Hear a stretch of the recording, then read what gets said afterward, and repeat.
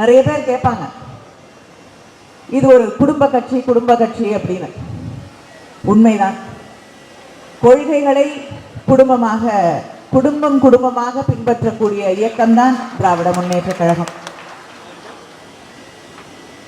தந்தை பெரியாரின் கொள்கைகளை, தலைவர் கலைஞரின் கொள்கைகளை, நம்முடைய முதலமைச்சர் அண்ணன் தளபதி அவர்களுடைய கொள்கைகளை தொடர்ந்து இந்த திராவிட இயக்க கருத்துக்களை, இந்த திராவிட இயக்கம் எதற்காக தொடர்ந்து உழைத்து கொண்டிருக்கிறதோ, எல்லாருக்கும் எல்லாம் கிடைக்க வேண்டும் என்ற அந்த கோட்பாடோடு செயல்பட்டு கொண்டிருக்கிறதோ, அந்த கொள்கைகளை மனதிலே ஏந்தி இருக்கக்கூடிய குடும்பம் தான் திராவிட முன்னேற்ற கழக குடும்பம். அதனால தான் தலைவர் கலைஞர் அவர்களிடம் ஒரு முறை கேட்டார்கள், உங்களுடைய குடும்பம் என்றால் என்ன, அதை சொல்லுங்கள் என்று கேட்ட பொழுது அவர், என்னுடைய குடும்பம் அப்படிங்கிறது ஒரு புகைப்படத்துக்குள் அடைத்து விட முடியாது.